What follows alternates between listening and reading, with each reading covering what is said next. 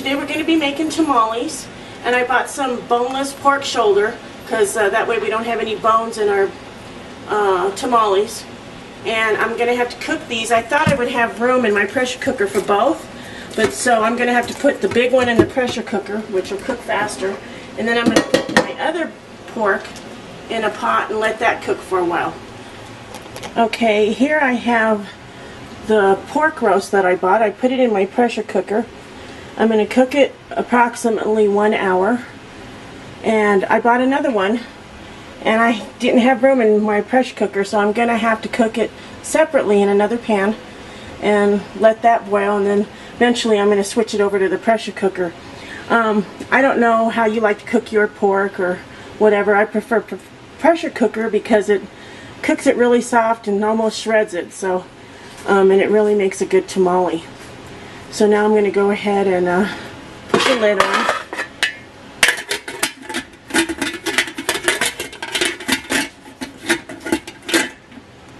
I got the lid on, and then with my pressure cooker I have to lock it every way, and then I'm going to put the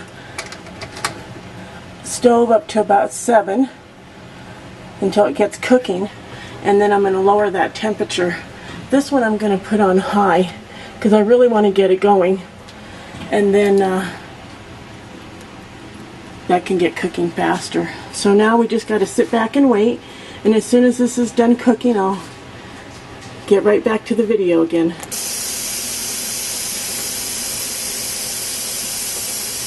Okay, now I'm going to go ahead and make a roux, and most people know how to do that. This is my favorite little pan to do it in because you could burn the pan and it doesn't really ruin it. And I'm going to go ahead and, this is about 2 cups of oil.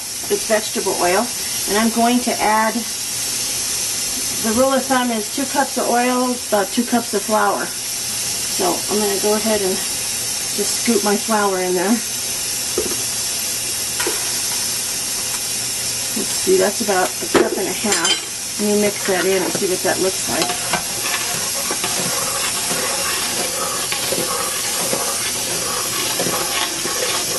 I'm making extra oil, or extra roux, because I'm going to make extra chili sauce to put over the top of my tamales. So I'm going to add, that should be about 2 cups, but I'm going to add a little bit more.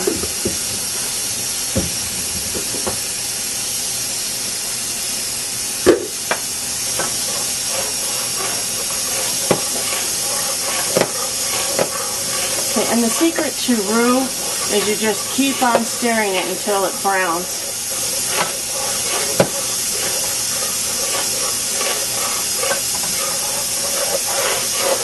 It'll all blend in and it'll look like a nice little paste. So I'm going to just go ahead and keep on browning it, and as it gets browner I'll go ahead and record some more. Okay, I'm almost got it to the color I want. So you just keep browning it, so you get the little browns, and that color, scrape it from the bottom of your pan and it mixes it in and makes it the color that you want. You use different colors for different meals. You never want to go black on anything unless you're making some kind of black sauce or something, but you go about the color of an almond color for red chili, green chili. I'm not quite there yet. So I just gotta, secret to it is just keep stirring it. Don't let it rest because it will burn. It burns quickly.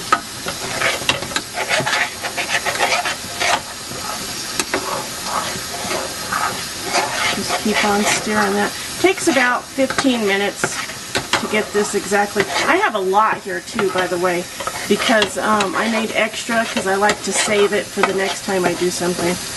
So, but I may be using most of this, but maybe not. We'll see what happens.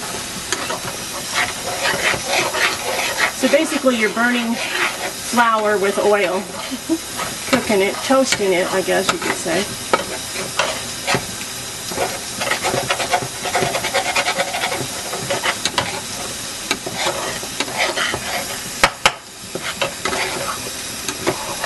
And you got to be very careful. Don't let water hit this or anything until it's kind of cool, because you will get splashed and it will burn you badly.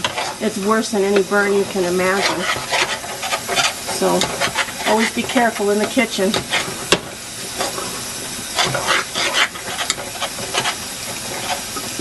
Okay, just a bit darker for me, for my taste. See that brown there? That's where you get your color from. Just keep mixing it around. Okay, that's good enough. Now I'm going to go ahead and turn it off, and I'm going to put mine in the sink because I don't want it to continue to brown.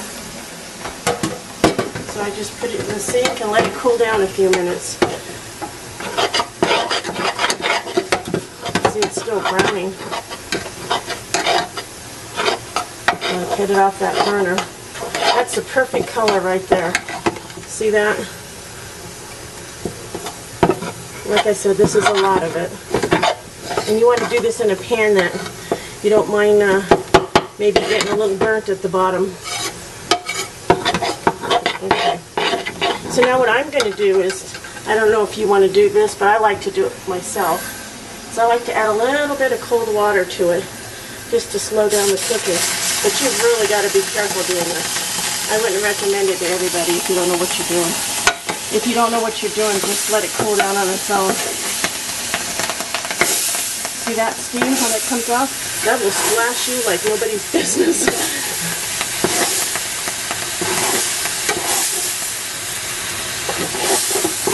Okay. Ooh, that's hot. Okay. I'm doing this to cool it down, and so that it'll stop cooking, because I don't want it to turn darker from just being in the pan. See, it's already kind of turning darker anyway, but I don't want it any darker than this.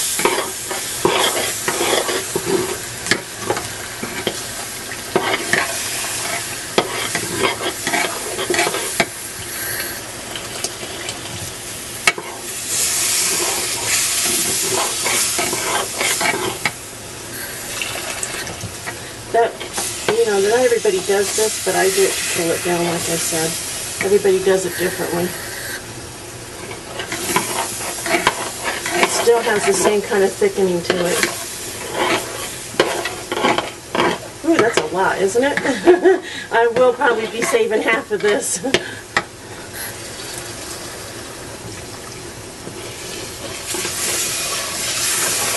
It's still really hot. Ooh. Okay, and that's how I make the gravy, and then I'll show you how I make the chili in a moment. Okay, it's been 1 hour that I've been cooking my roast, which was really a big roast. So I'm going to go ahead and cool down my pressure cooker before I open it. If you don't know how to use a pressure cooker, I recommend you don't even bother cooking it this way.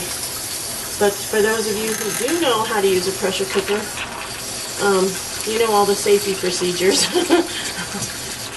And you really got to, with a pressure cooker, you've got to completely cool it down before you open it. And I'm going to open it after 1 hour to see if it cooked all the way. And if it didn't cook all the way, I'm going to have to put it back on again. Only because most roasts only take about 40-45 minutes. But this was a really big one, so I'm thinking it's going to take a little bit longer. And you can't open these without cooling them down. So I have to cool it all the way down. It's almost cool.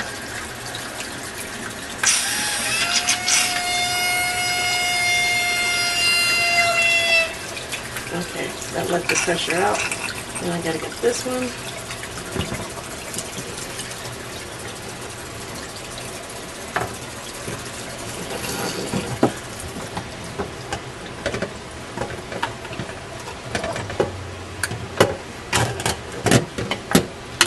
Okay, that's looking pretty good. I don't know if it's done all the way. I'm gonna get a knife and check it out. It definitely, see, I'm cooking it from frozen. No, it's got a little ways to go. So I'm gonna have to put it back in. But I'm gonna go ahead and cut it up so it will cook all the way. Let's see. Okay, that looks good. I'm going to get a knife and check it out. It definitely, see, I'm cooking it from frozen. No, it's got a little ways to go. So I'm going to have to put it back in. But I'm going to go ahead and cut it up so it will cook all the way. See. few small pieces so it'll cook faster.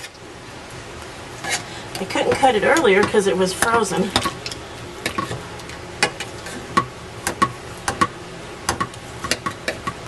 Definitely unthawed. See how easy it is to cut through a roast once it's been in the pressure cooker. And the next time I open this, it should be a fall apart roast. And perfect for tamales.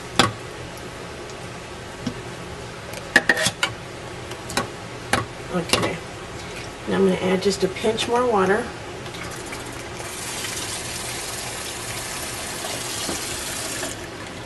Which is probably really too much water, but I want to make sure it covers all that. And I'm going to cover it back up, lock it again, and I'm going to go ahead and put it back on the stove probably another half an hour. And that's it. I'm going to put it in for half an hour at temperature 5, which is about a medium. Okay, so now I removed my pan, my pressure cooker from the stove, and my meat's done perfectly. It took a little longer than I thought.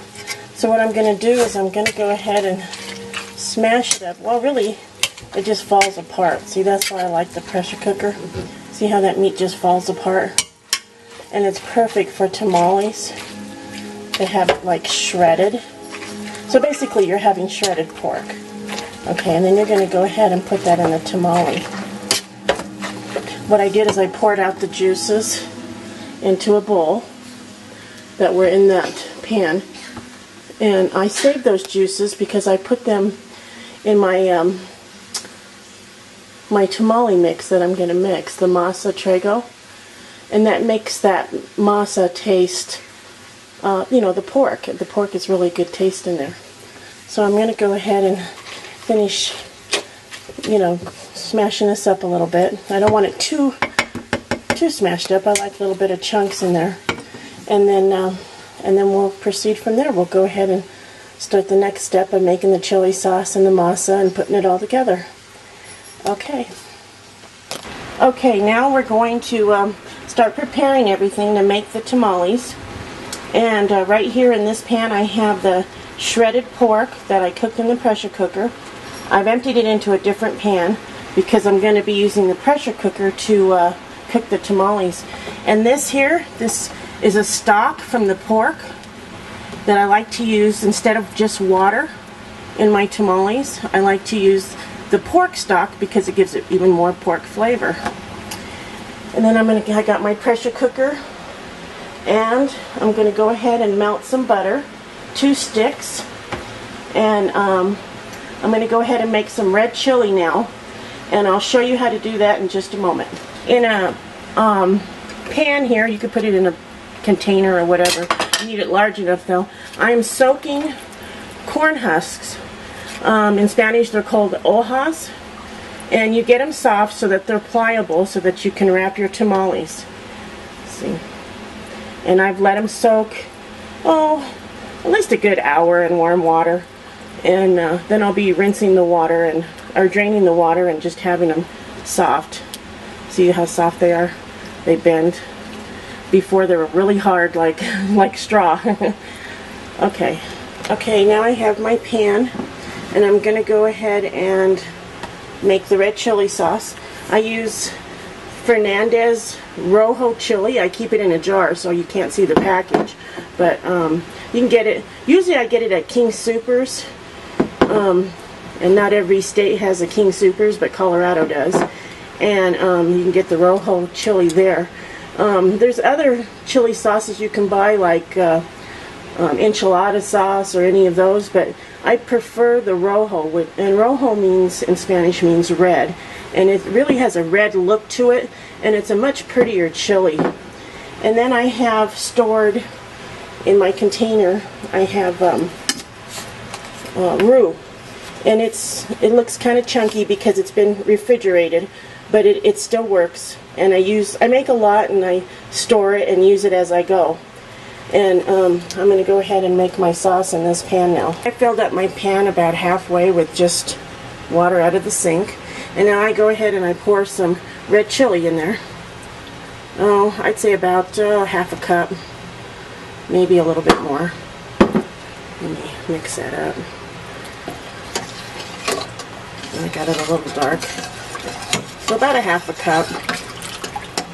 No more than 3/4 cups. And I just mix it around. And if you got chunks, don't worry about it. You can break them up as you go, because it turns into little balls when it gets wet. So you just gotta keep mixing. And then I'm gonna go ahead and add the roux to this. Let's see, I add one ladle. I'm going to start with 2 ladles, and I'm going to go ahead and put it on the stove. You know what? I'm going to go with 3 ladles, which is probably about a cup of roux. And then put it on the stove, and as it thickens, you know, the roux will thicken this, so it'll look more like a lighter sauce, lighter in color, because the flour gives it the lighter color, and at the same time it thickens it. So let me go ahead and put this on the stove. Okay, hold on. Okay, I have it on the stove, and we just got to let it go ahead and boil for a few minutes. And that roux just breaks up in there. And if it doesn't, you just get it to push it to the sides and keep smashing it in. When you make your roux fresh, it's not usually in clunks like that. But see, I hadn't pre-made this roux, so you're gonna see a little bit of chunks for a few minutes till it basically unthaws. So I'm gonna go ahead and let that come to a boil, and as that thickens up, I'll show you what it looks like. I'm gonna go ahead and season my red chili sauce. While I'm waiting for it to thicken, I'm gonna use onion flakes or chopped onions, wild oregano that I have. You can use any oregano. I use black pepper, some garlic salt, Lowry's garlic salt, and parsley. And I go ahead and what I do is I just sprinkle it on top. See, I'll let you watch how I do this. I just sprinkle it till I think it looks like enough. And I like a lot of garlic salt. You know, you can use fresh garlic too, but I don't use fresh garlic because it kind of bothers my stomach, and so I prefer the garlic salt. And then I put a little bit of parsley flakes, not too much. Okay, pepper. I sprinkle that across the top also. Oops, kind of went a little much there. The wild oregano, I like to put 2 pinches.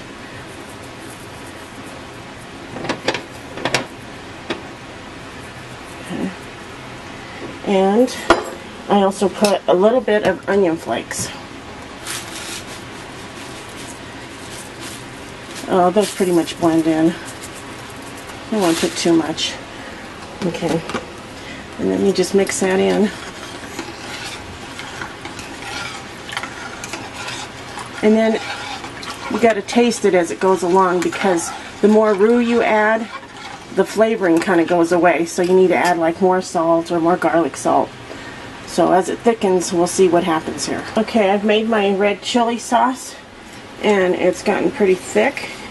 And you want it thick because you're going to be putting it on the inside of the tamale, and you don't want it real runny. So what I'm going to do is I'm going to take some of that red chili sauce and pour it into my meat. Oops, I got a light on. Hold on, this is really hard. I'm trying to record and cook. Okay, I'm at my table, and I have everything that I need here sitting at the table. I have a big bowl mixed with the masa. I got the masa tamal, and I used 12 cups in that bowl, and that's almost all of it. There's probably 2 more cups left. You don't want to use it all in case you need to thicken up the masa that you mix. I have my pork stock, the 4 cups, and the Oh, and then in this one I have butter that's been melted. I like butter. Some people use lard or whatever, but I use Land O'Lakes butter. It's my favorite. And then I have the chili sauce that I mixed. Some red chili powder in the jar, because I also put a little bit of that in my masa to make it a little more colorful than just a white pale color. I have my pressure cooker that I'm going to cook the tamales in. I put a sheet of tin foil in there, and I'm going to put my tamales in there, and I will add like a cup or two of water at the bottom so that it won't stick in the pan. And then I have my ohas that I've been soaking in warm water for about 2 hours, and I went ahead and rinsed them so there's no water in them now. Well, there might be a little bit damp, but they're not soaking in water. I have some vegetable oil, a couple of containers, and some spreading knives to go ahead and spread the masa that I make onto the ohas. And and the pork here, I put 6 cups of the red chili sauce that I made. It's rojo chili sauce, and that's going to go in the tamale. And some of that red chili sauce will also go into my masa. Now we're going to start making our masa. And like I said, I have 12 cups here of the masa. And I'm going to go ahead and make a little tunnel in the middle. And I'm going to start off by adding my, I added 2 sticks of butter.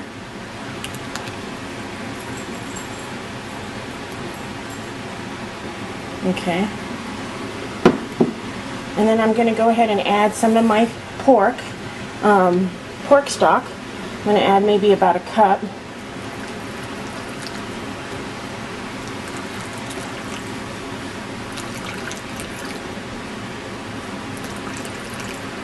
And you add your liquids a little bit at a time to see what the paste is that you want. Okay, so I'm going to go ahead and stir that up.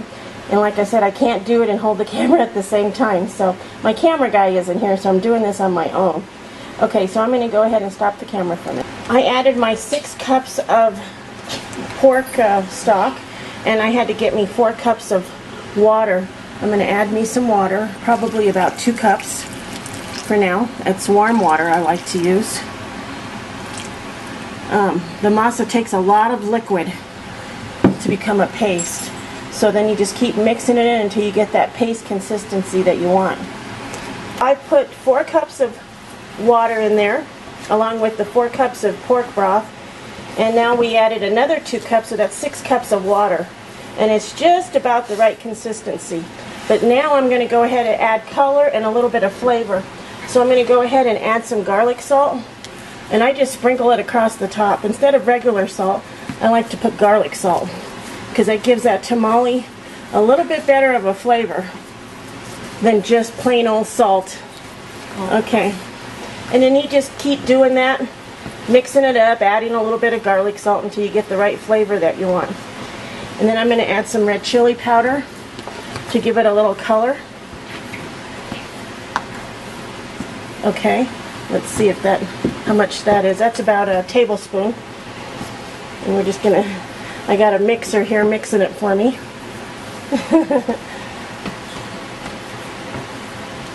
Okay. It's hard to work with. You got to be strong. Especially if you're making as much as we're making. Should I add some more, Mom?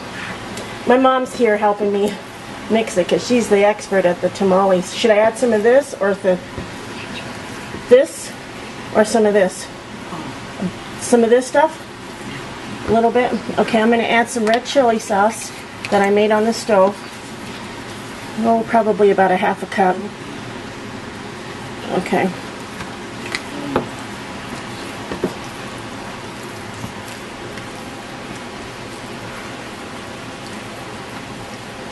Poor Banks.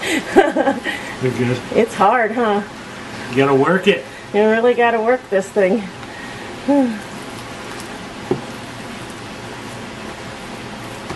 You don't want to add too much color because you still want that masa color.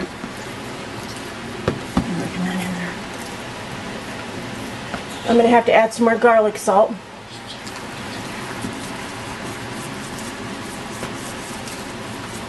Okay.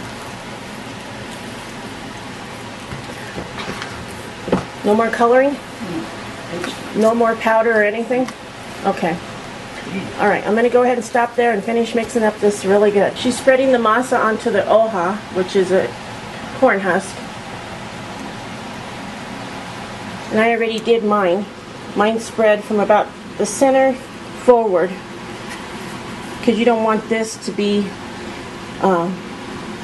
because you're going to fold that up. You need a place to fold. Okay, so I've got it spread on there. Not too thick, because it doesn't need to be that thick.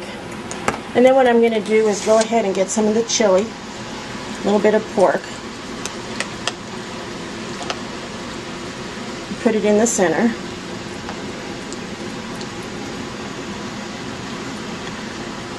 I haven't done this in a while, so it's kind of odd. Mom, is that too much meat, or is that just about right?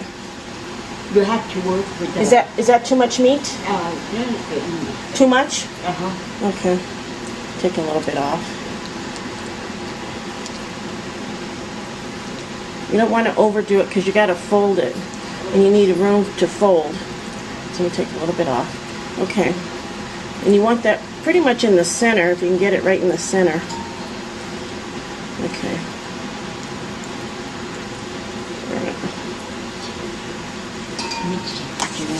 Okay, so now that I got my chili in the center, you pick it up and you fold one side over, and you fold the other side over, like that. And then you fold your bottom up. Now some people tie it, but I don't. I just go ahead and put it directly into my pressure cooker like this. My mom's already made one. So I'm going to fold hers up. And you just keep stacking them in your pressure cooker until you got it all full. Okay.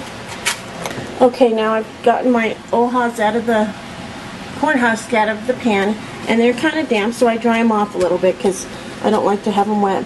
Now I opened one up, and this one has a little bit of a tear on it. See the tear? But that's okay, because you can still use it. You could just get another piece and put it in its place. Well, let me see if I can find a better one than that. Okay, here's a nice one. Dry it off. And then on these, there's a smooth side and a rough side. And it's really hard to tell, but if you get it on the rough side, your tamale won't fall out as easily. Okay, this is the smooth side. You really got to kind of fill it. I mean, it almost feels the same. It's really hard to tell, but one has way more lines on it. Okay, so I'm going to take this piece off and put this piece in its place because of that break. And don't worry, it isn't going to hurt anything. It's just meant to hold the masa. Okay, so I'm going to go ahead and spread my masa onto this. Now I've rearranged all my tamales in there. You just keep putting them in there as you make them. I like to have it all facing kind of one direction. They'll be all different sizes and heights, and some will look like it has more than the other. And in the very center here, I put a ball jar, glass jar, with tin foil on the inside and all around it, and that helps hold up my tamales as I'm making them, because you don't want them to fall over and have your stuff fall all out. So to me, that's the easiest way. That's the way we were raised to do it. So other people probably do it differently. Everybody does tamales differently. So I'm going to go ahead and put how much water? About a cup or 2 cups, Mom? Gee, I don't know. Just accordingly, you can put it like right here. You know, probably about a cup. I'm thinking 2 cups. Yeah, but you don't want it to burn though. Yeah, I know. Okay, so we put 2 cups, and then we're going to go ahead and put it on the stove and pressure cooker it for about 30 minutes. And then we'll let you know how that turns out in a minute. I'm going to add about 2 cups of water so that it doesn't stick. And just kind of pour it on the center over the jar. So that's 1 cup. Get some more water. About 2 cups. And then I'm going to go ahead and put the pressure cooker lid on. Make sure your tin foil that you put in there is kind of folded over, because your lid won't close very well if you're going to use a pressure cooker. Okay. Okay, I got my lid on, and I'm going to go ahead and lock it up.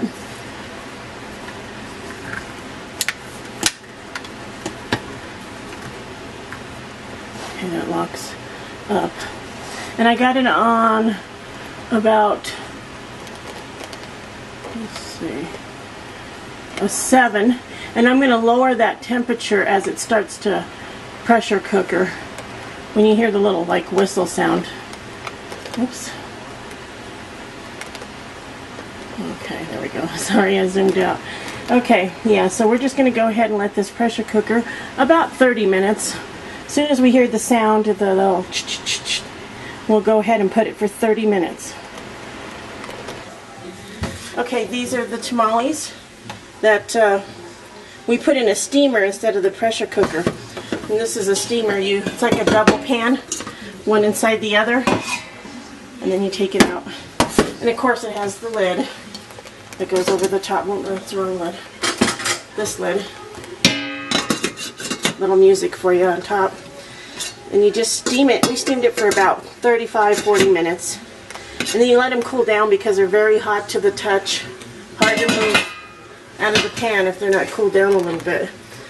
So now I'm going to go ahead and remove them out of the pan, put them into this tinfoil tray I made here so they can finish cooling down. And I just go ahead and grab it and set them down. Ooh, and they're hot. Okay. Okay, just keep taking them all out. Oh God. Let me see, I have to get the tongs. Are they in there, Mom? In that drawer? The salad tongs? No? I wonder what happened to them.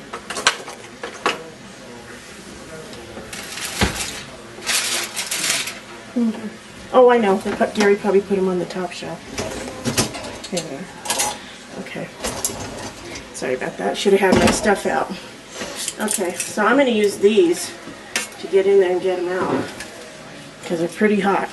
Okay, you just keep taking them out of the pan and laying them down on your tray or whatever you use, but I use, like I said, I use the tinfoil tray.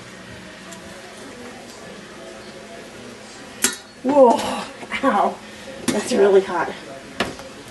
Yeah, it's best to work with them when they cool down. So I'm going to go ahead and keep taking these all out and laying them out and letting them cool down.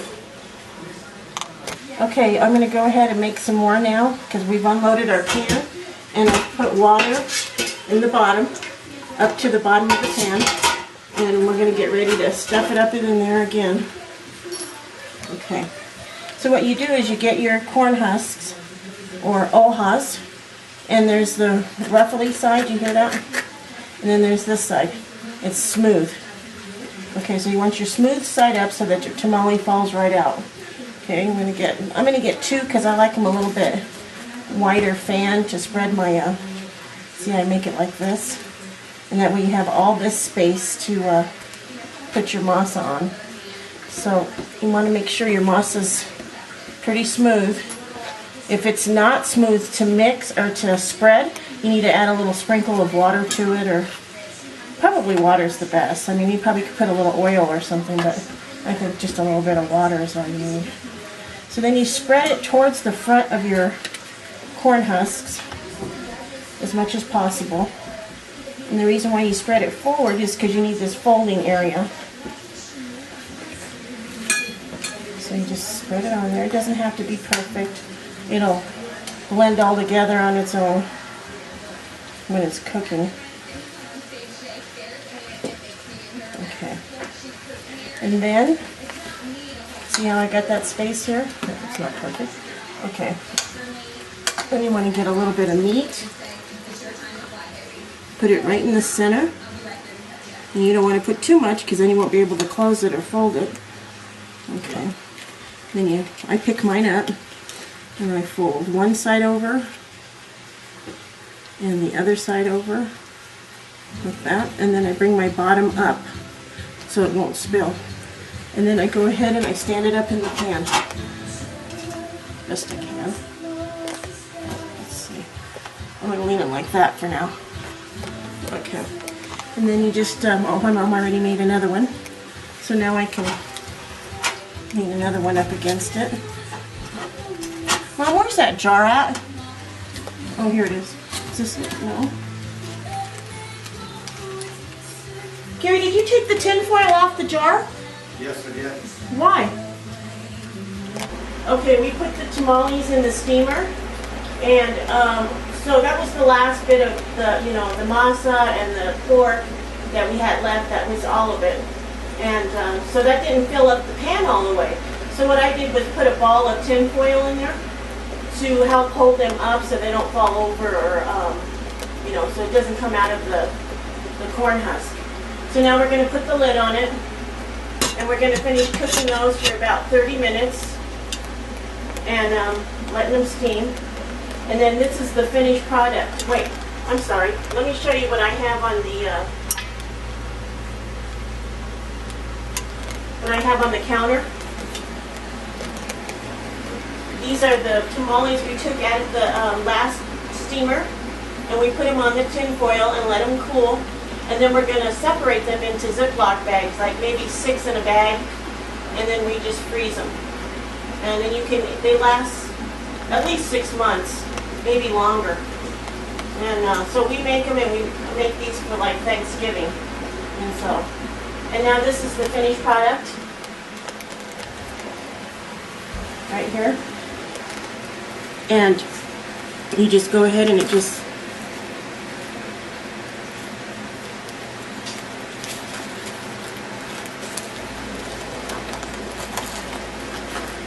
fills right on out, and get that little bit with the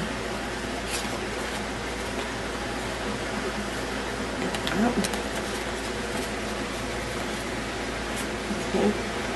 And then this is your tamale. See, it's nice and firm. Wasn't closed all the way, but it's still good. And then you could put red chili sauce on it, green chili sauce, and see how pretty it cooks. And then you can go ahead and have a taste of that, put a little salt on it or whatever. It's really good. And that's it.